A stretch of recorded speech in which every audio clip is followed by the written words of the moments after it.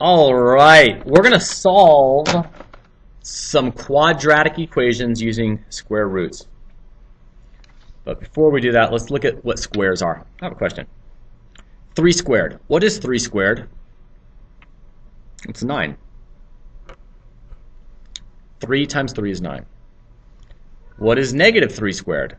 Negative 3 squared is 9. Because negative 3 times negative 3 is a positive 9. So the question becomes, what number, when I square it, equals 9? What number squared equals 9? Well, that's negative 3 or 3. Negative 3 squared equals 9. 3 squared equals 9. That is the solution to this. This has 2 solutions. Let's write that down.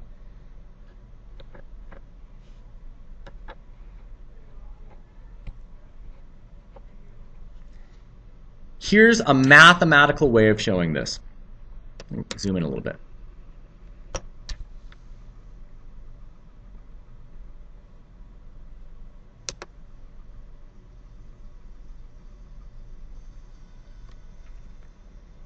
If x squared equals 9, I can take the square root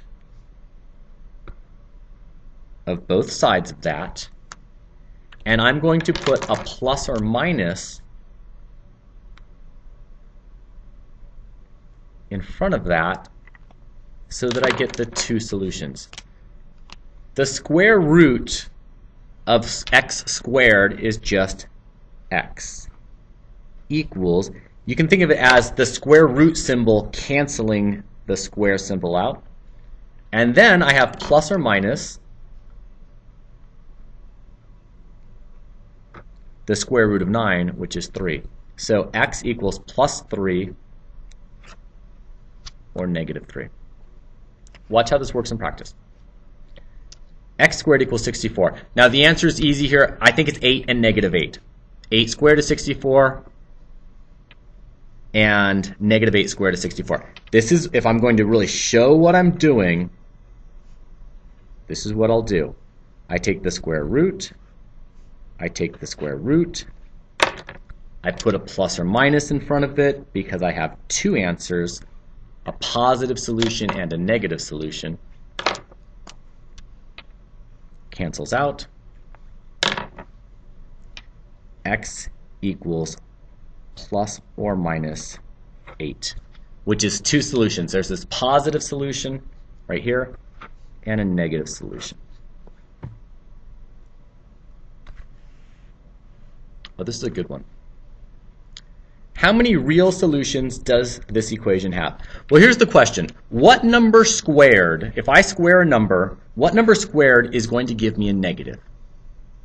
Well, let's pick a number. What's 5 squared? Well, that's a positive 25. What's negative 5 squared? Well, that's a positive 25. What's 0 squared? That's 0. What number can I square and get a negative? It doesn't exist, at least at this level. Later on in Algebra 2 or another algebra class, you'll learn more about this. But at this point, there is no real solution to this. There is not a number that I can square and get a negative.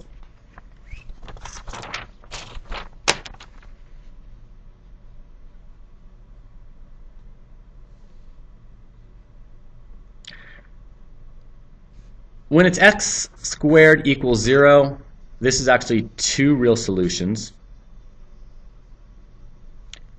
It's called a double root. I don't want to get crazy on this. This is it's a da. It's 2 solutions. It's not 1 solution. This is so wrong. This is 1 solution. A double root is something else. Oh my goodness. I'm going with it. This is 1 solution. 1 solution. One solution and the solution is 0. Because 0 squared equals 0. It's one solution. Sorry. Don't listen to me. Bad teacher. Bad. One solution. It's not a double root. This is what it looks like when you graph this. Solution's right there. One solution. This is what a double root looks like. Now I'm confused. No, a double root would be this. It's a double root at 3 or something. It's one. Okay, as far as the homework goes, this is a one real solution. It's one real solution because it's the same number twice, but it's a double root. Don't listen to me. Stop, Mr. Barr. Stop. Okay, back to my breathing exercises. Serenity now. Okay, here we go. Solve for t. Some number, actually two numbers, when I square them, is going to make this work. Watch what I'm going to do. Let's subtract 30 from both sides. Let's do this. Let's take this 30 and drop them over there. Is that cool? So what I have is t squared equals 66 minus 30. T squared equals 36. What do you think? 6 and negative 6? There we go. 6 squared, 36 plus 30 is 66. Negative 6 squared. Negative 6 squared is 36 plus 30 equals 66. All right. That is it. Sorry for this mess right here. Sorry. I know I kind of went down this little rabbit trail. It'd be nice if I could actually teach math. Man, think about what a great math teacher I would be if I could actually teach math. Oh my goodness. Think of what a great, fantastic basketball player I would be if I could actually play basketball well. Okay, bye.